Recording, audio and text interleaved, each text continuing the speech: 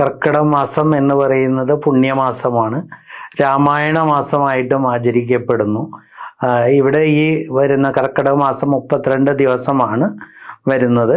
ഈ 32 ദിവസങ്ങളിലും ഭവനങ്ങളിലും ക്ഷേത്രങ്ങളും ഒരുപോലെ ഉണർന്നിരിക്കുന്ന ഒരു കാലഘട്ടം, ഭക്തിസാന്ദ്രമായ ഒരു കാലഘട്ടമായിട്ട് പറയപ്പെടുന്നു. ഭവനങ്ങളിലായാലും ക്ഷേത്രങ്ങളിലായാലും രാമായണ പാരായണം നിത്യവും ഉണ്ടാകും. അതുപോലെ തന്നെ കർക്കിടക മാസത്തിൽ പ്രധാനമായിട്ടും നമ്മൾ വീടുകളിൽ ഗണപതി ഹോമം, അതുപോലെ ഭഗവത് സേവ എന്നിവ നടത്തുന്നു. ബജരംഗി മീഡിയയിലേക്ക് ഏവർക്കും സ്വാഗതം. ഞാൻ കൃഷ്ണദാസ്, ആഞ്ജനേയ ജ്യോതിശാലയം. കർക്കിടക മാസത്തിൽ പ്രധാനമായിട്ടും സുഖചികിത്സ, അതുപോലെ തന്നെ രാമായണ പാരായണം വളരെ പ്രാധാന്യം അർഹിക്കുന്ന ഒന്നാണ്. എന്തുകൊണ്ടെന്നാൽ പ്രകൃതി ഒരു വിപരീതമായി നിൽക്കുന്ന ഒരു കാലഘട്ടമായിട്ടാണ് ഈ ഒരു മാസത്തെ നമ്മൾ പറയുന്നത്. അതുപോലെ തന്നെ മനുഷ്യൻ്റെ ശാരീരികമായിട്ട് ബലക്കുറവുകൾ വരുന്ന ഒരു കാലഘട്ടം കൂടിയാണ്. അതുകൊണ്ടാണ് സുഖചികിത്സയ്ക്കും അതുപോലെ കർക്കിടകത്തിലെ മരുന്ന് സേവയ്ക്കൊക്കെ വളരെ പ്രാധാന്യം പഴമക്കാർ തന്നെ കൊടുത്തിരിക്കുന്നത്.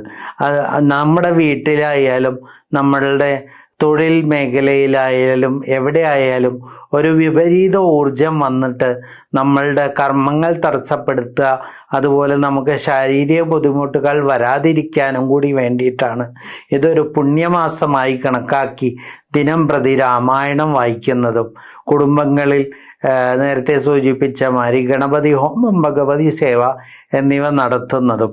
ഇതിലൂടെ നമ്മുടെ ഗൃഹത്തിലെ നെഗറ്റീവ് ഊർജങ്ങളെല്ലാം ഇല്ലാതെയായി പോസിറ്റീവ് ഊർജം വരികയും അതോടൊപ്പം തന്നെ തുടങ്ങി വരുന്ന ചിങ്ങം മുതൽ അടുത്ത കർക്കിടകം വരെ വളരെ ശാരീരികമായിട്ടും മാനസികമായിട്ടും കർമ്മപരമായിട്ടുമെല്ലാം നല്ല രീതിയിൽ ഉയർച്ചയും ആയുരാരോഗ്യ സൗഖ്യവും കിട്ടുവാൻ വേണ്ടിയിട്ട് ഉള്ളൊരു തയ്യാറെടുപ്പും കൂടിയായിട്ടാണ് ഈ കർക്കിടക മാസത്തെ നമ്മൾ കാണുന്നത്.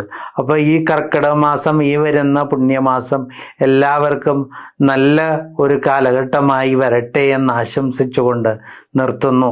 നന്ദി, നമസ്കാരം.